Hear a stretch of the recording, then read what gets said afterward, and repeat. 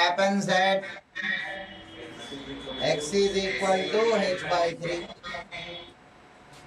So that means when this body comes to a position of h by 3 inside and 2h by 3 outside. Now this will be 2h by 3 and this will be h by 3. Now this is the position where the body comes to equilibrium. Net total force will be 0. Yes, sir. Using the same logic, I can tell you as far as this body is concerned, when this is 2h by 3 and this will be h by 3, the body will be in equilibrium position. Do you all agree with that? Yes, sir. Yes, sir. Wonderful. Now, will the body come to rest here? No, sir. No, sir. Here, this is the equilibrium position means if it is released from a particular position, this is the equilibrium position, it will further go down to come to rest. Yes, sir. Same is the situation here. Now in these two cases I can make one guess. This body when it comes to rest will be completely immersed in the liquid. Do you agree with that? Yes, sir. While this body when it comes to rest will not be completely submerged in the liquid. Yes. So how? Now see the symmetry. The loss in potential energy for this is lesser. Now this is simple logic here. If it comes, I'll put it this way. If this was rho by 2, then this cylinder will come exactly to the center when the force becomes 0. When will it come to rest? When it is completely submerged inside the liquid. Yes, sir.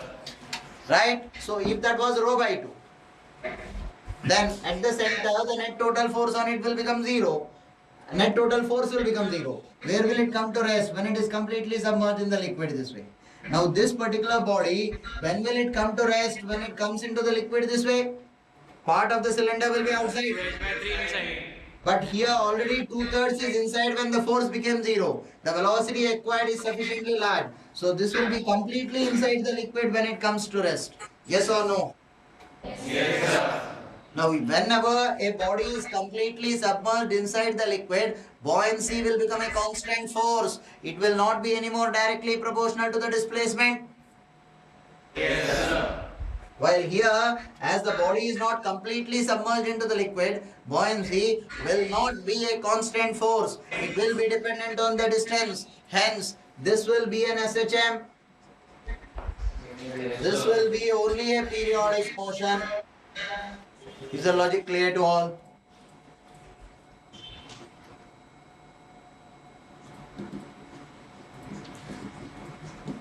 Capital A is the amplitude of the oscillation. Now on this, when capital M was passing through the equilibrium position, when capital M is passing through the equilibrium position, when capital M is passing through the equilibrium position, small m is gently placed on it, and then both of them move together, right? Static friction is sufficient between small m and capital M to make them move together. Find the new amplitude.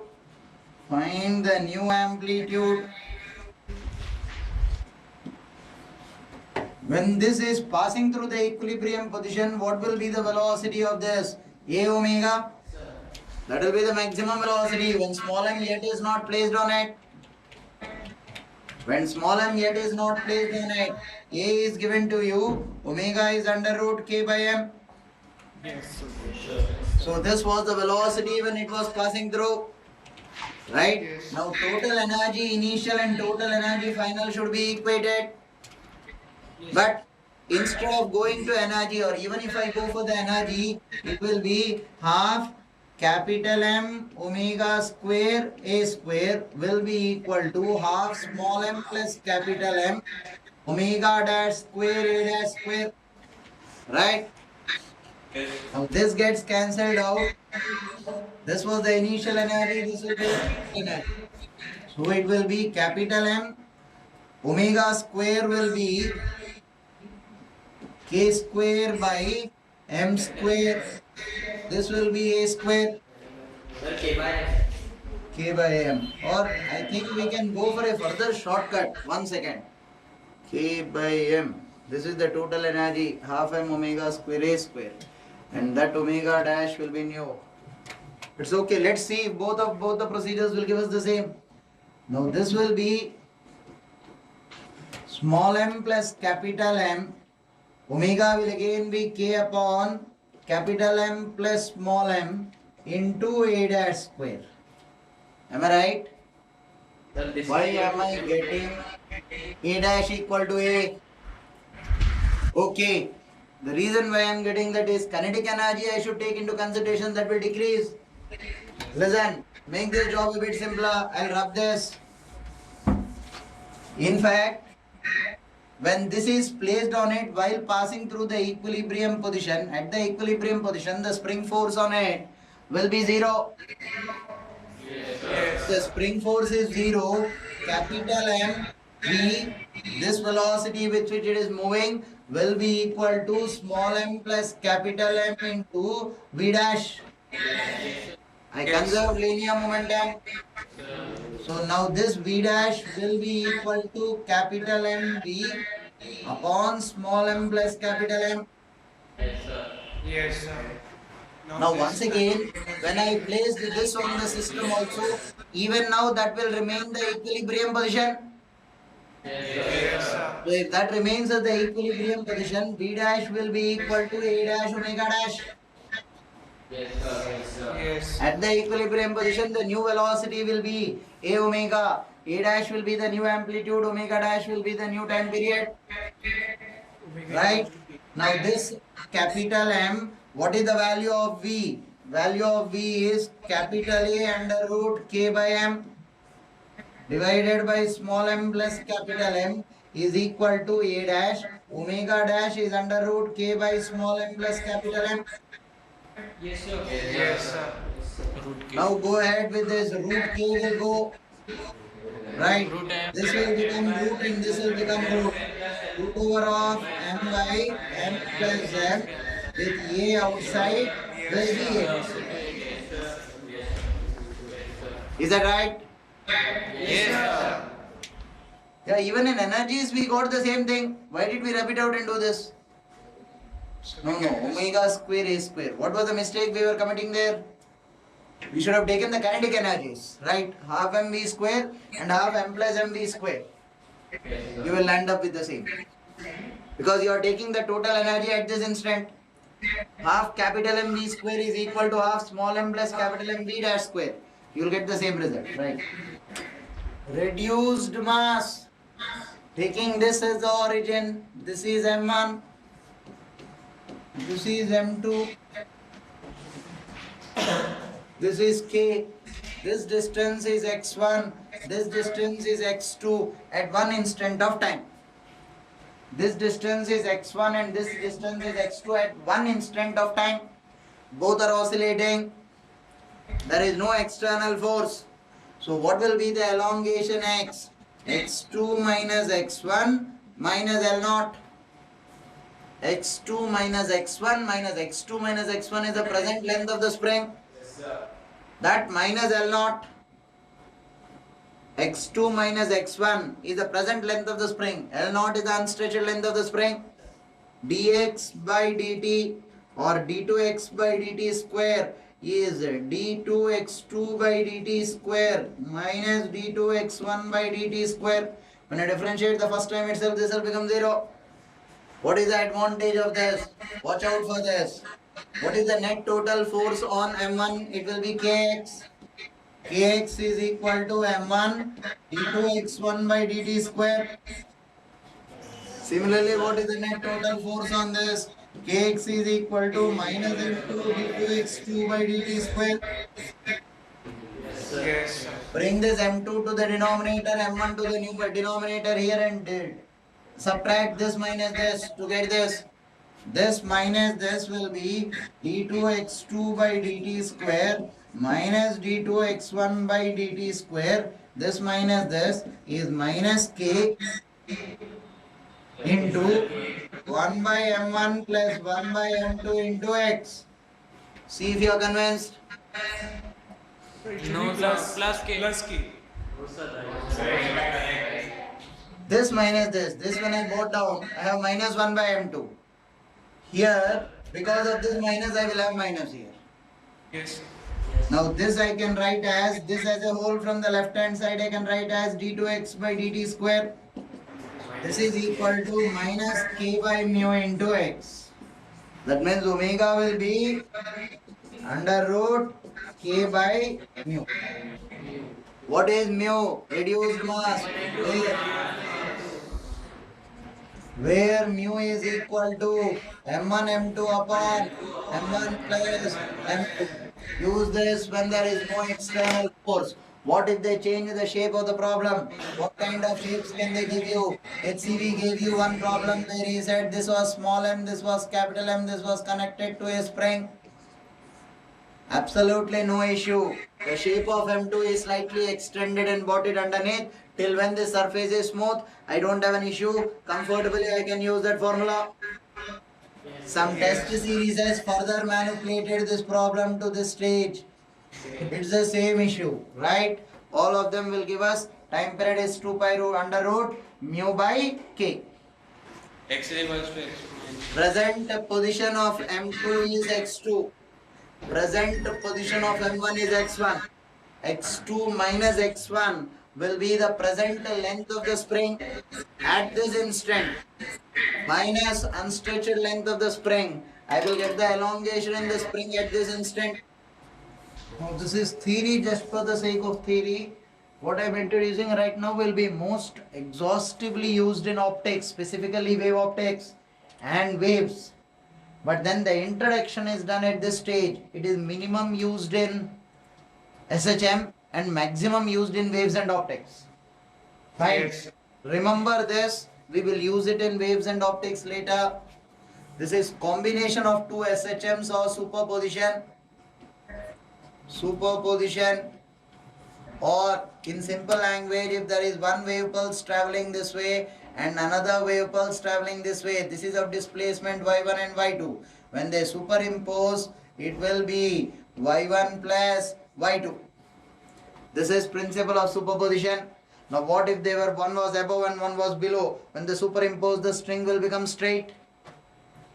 So this concept is more exhaustively used in waves. But then, what is the arithmetic behind this? This will be a1 sine omega t.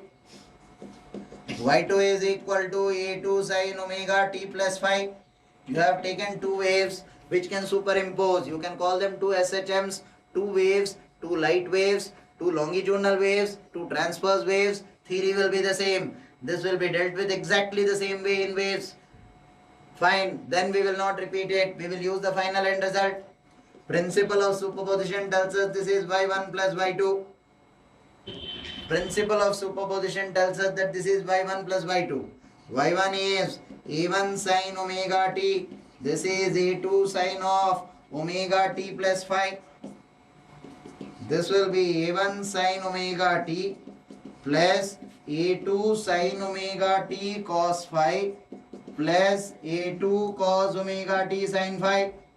Now this will be a1 plus a2 cos phi into sin omega t plus a2 sin phi into cos omega t. We want to bring this into the resultant format. Sum of both is again another wave pulse. So the resultant should again be in this format. If that is permitted, if we can get a convenient number which will give us the same format, then whatever we are introducing right now is proper and correct. How do we try that? Let us consider this to be capital A cos theta.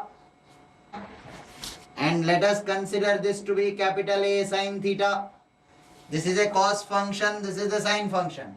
If there is a coordination between them and which is sustained and right, then my final result will be conveniently written as y equal to a sin omega t plus theta. This will be the resultant. From this, Have a look at it. Capital A sin omega t cos theta plus capital A cos omega t sin theta. Yes, sir. Now there are two new variables which you introduced in the problem. Capital A and theta. Yes, sir. Yes, sir. How do you get the result? Square and add both of them. A square cos square theta plus A square sin square theta on the left hand side. Right hand side, square this and add them. What do you get? A square is equal to A1 square plus A2 square plus 2A1 A2 cos 5. The next, you introduce one more variable called theta. I'm supposed to know the value. Tan theta will be equal to A2 sin phi upon A1 cos phi.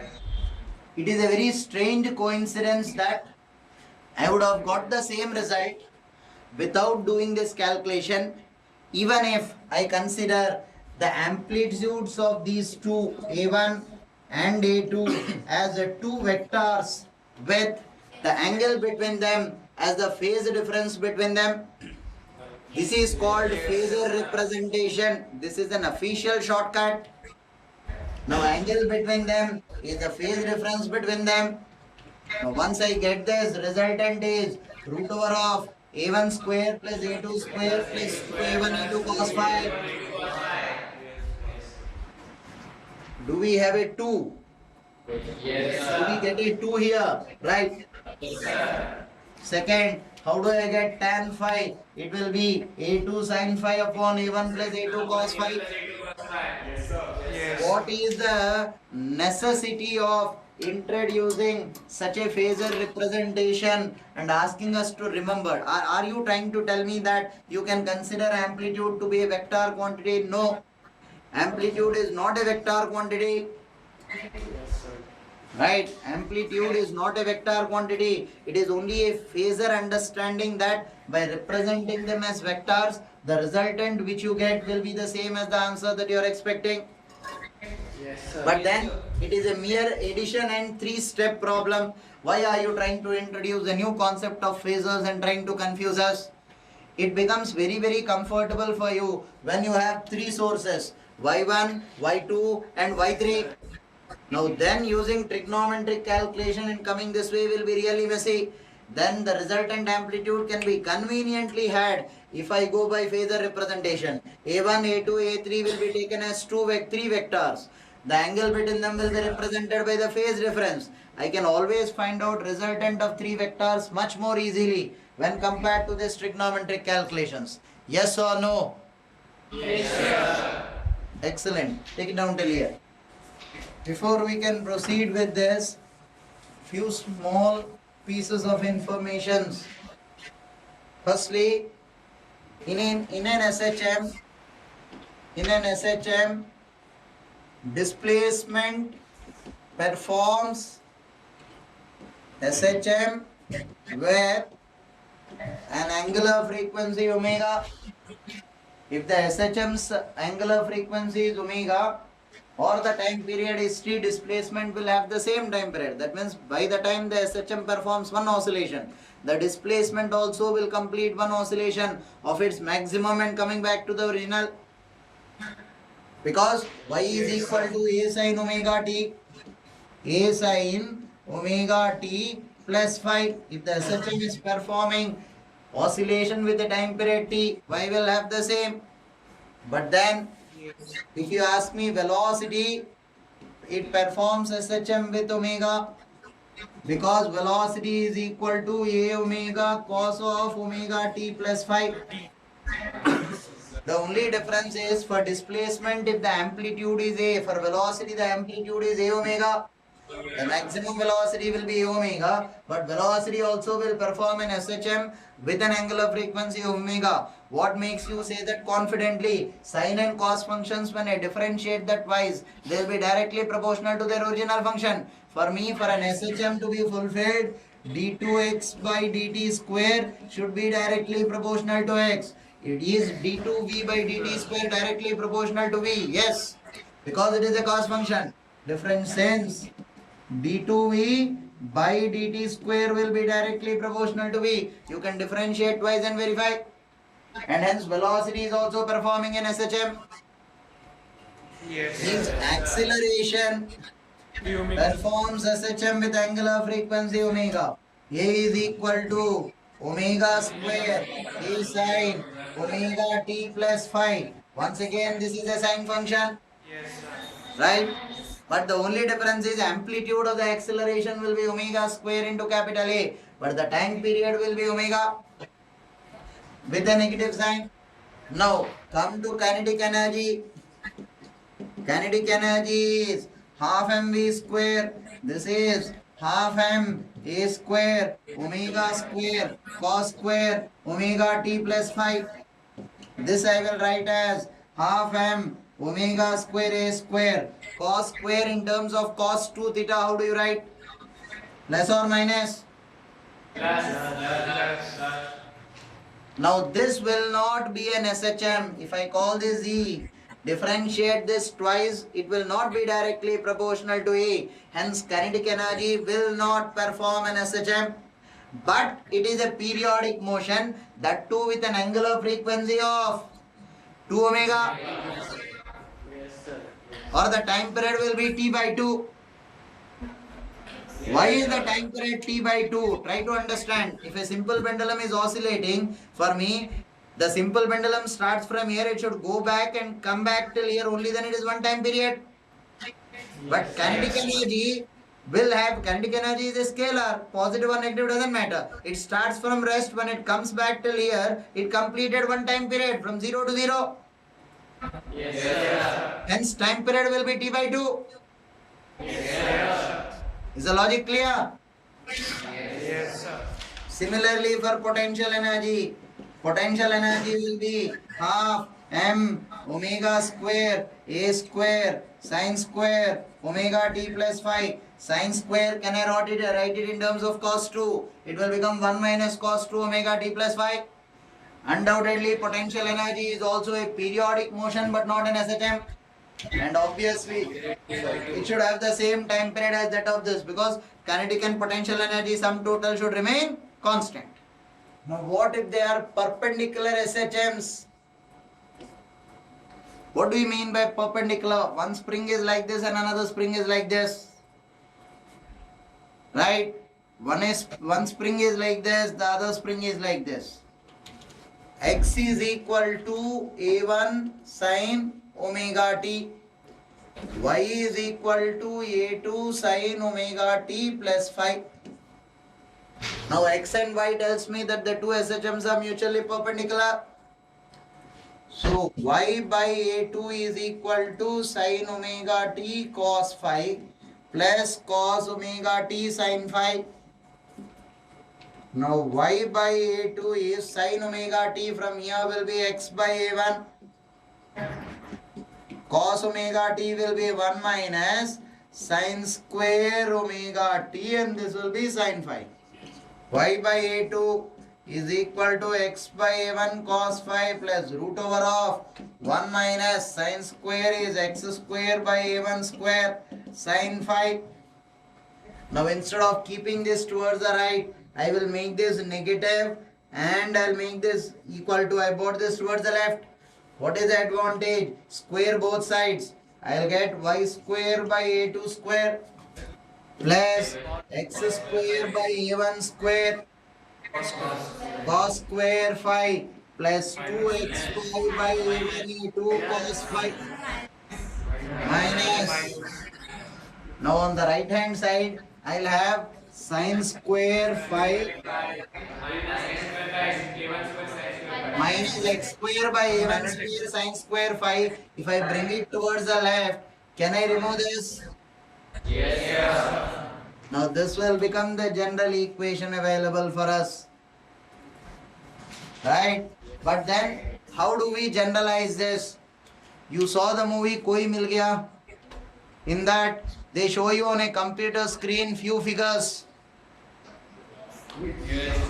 These signals communicating with extraterrestrial animals or beings.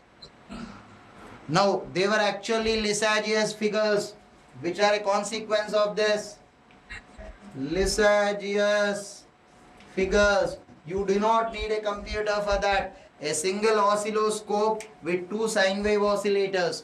Connect the sine wave oscillators to the x and y component. Rotate that knob. Actually, when you do this practical in your engineering first year, before the instructor coming, we enjoy seeing a green incandescent light dancing on the CRO screen. So the diagram will keep dancing. So you enjoy keeping rotating that knob. The knob which you are rotating is the phase difference. How do you get that? Just imagine when the knob is completely closed, phi is equal to 0. When phi is equal to 0, cos 0, sin 0. 0. So this can be written as y by a2 minus x by a1 whole square. Y by a2 is equal to x by a1. So y is equal to a2 by a1 into